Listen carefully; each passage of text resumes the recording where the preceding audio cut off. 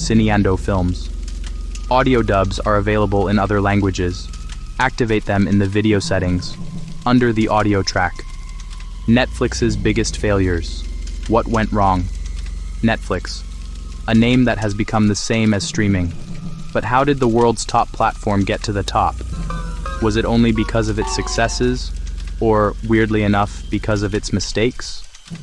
The story of Netflix isn't just about big wins, but also a record of huge stumbles, tricky choices, and failed bets that, against all odds, built its power. Today we're going to break down Netflix's biggest failures, to find the important lessons hidden behind every bad headline and every lost dollar. Our first case takes us back to 2011. The name of the disaster, Quickster. At that time, Netflix offered two services under one roof, mailing DVDs and its new streaming platform. In a move that tried to separate the future from the past, the company announced it would split the services. Streaming would keep the name Netflix, while DVD rentals would be renamed Quickster. This meant not just two names, but two websites, two bills, and two separate watch lists. The confusion was immediate and huge. Customers, used to a simple and combined experience, felt frustrated and betrayed. Why make something that worked perfectly more complicated? The market reacted badly. Netflix's stock dropped sharply, losing almost 77% of its value in 4 months. The company lost 800,000 subscribers in just one quarter. Facing disaster, Netflix gave up. Less than a month after the announcement, the Quickster plan was canceled. The lesson was clear and painful. Never, ever mess up a user experience that is simple and works well. Convenience is king. Almost at the same time as the Quickster mess, Netflix made another huge mistake, a poorly communicated price hike. The company raised its prices by up to 60% for customers who wanted to keep both streaming and DVDs.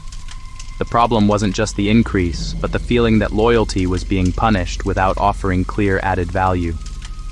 Users didn't see new features or a bigger catalog to justify the extra cost. They simply felt squeezed. The lesson here was about talking and value. For any company, this means tell people about changes early.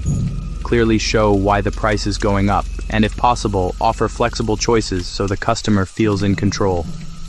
Let's move on to the big budget failures. With original content on the rise, Netflix started writing big checks to compete with Hollywood. Think of ambitious shows like Marco Polo, costing an estimated $90 million for its first season, or The Get Down, Baz Luhrmann's musical drama that cost at least $120 million. Despite their impressive production values, neither show created the cultural buzz or audience numbers needed to justify their huge cost. They were big investments with very small returns, and both were canceled early. The conclusion was a lesson in balance. Audience data helps make decisions, but it's not everything. A great story and the right timing for its release are key factors. A big budget doesn't guarantee a big hit. Then there's the minefield of live-action anime adaptations. Cowboy Bebop is the perfect example. On paper, it seemed like a bold and exciting bet. They hired a charming cast and recreated the anime's visual style. But the most loyal fans of the original didn't like the new version. The show was criticized for not capturing the sad and thoughtful tone of the anime, focusing more on action and changing key plot points and characters. The lesson is very important for anyone working with a beloved story. Adapting isn't copying, but it means respecting the spirit and tone of the original material, not just copying the costumes and famous scenes. You have to understand what made people fall in love with the work in the first place. Netflix has also not been safe from brand storms. Over the years, some titles, from documentaries to comedy specials, have caused intense public criticism, boycotts, and real public relations fires. The lesson here is complicated.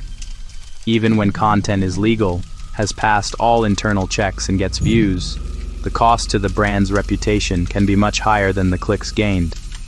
It's a tricky balance between creative freedom, being provocative, and the impact on what people think. And we come to one of the most controversial and recent moves, restricting password sharing. For years, Netflix seemed to allow and even encourage accounts to be shared among family and friends. The decision to end it was financially smart, as it aimed to turn millions of free rider users into paying subscribers. But it was very risky emotionally. The initial result was a wave of short-term anger with threats of mass cancellations. However, later data showed a big increase in new subscriptions, proving the strategy worked for long-term revenue. But the way it was put into action, which was different in each country, showed one thing. Clarity beats surprise. Being clear up front and offering choices like the add an extra member option helped soften the blow. Finally, there are the bold experiments. Getting into mobile video games, trying out interactive content like Black Mirror, Bandersnatch, and the many promising sequels and series that were suddenly canceled, leaving fans hanging. Not all bets pay off. Netflix's strategy seems to be to throw a lot of ideas at the wall and see what sticks. This creates new things, but also disappointment when a beloved project doesn't make the cut. Still, each no seems to have sharpened the decision-making for the next yes. Failures in big fantasy productions probably taught lessons that were then used to greenlight global hits like Wednesday or the Korean phenomenon Squid Game. So, what went wrong in all these cases? A lot.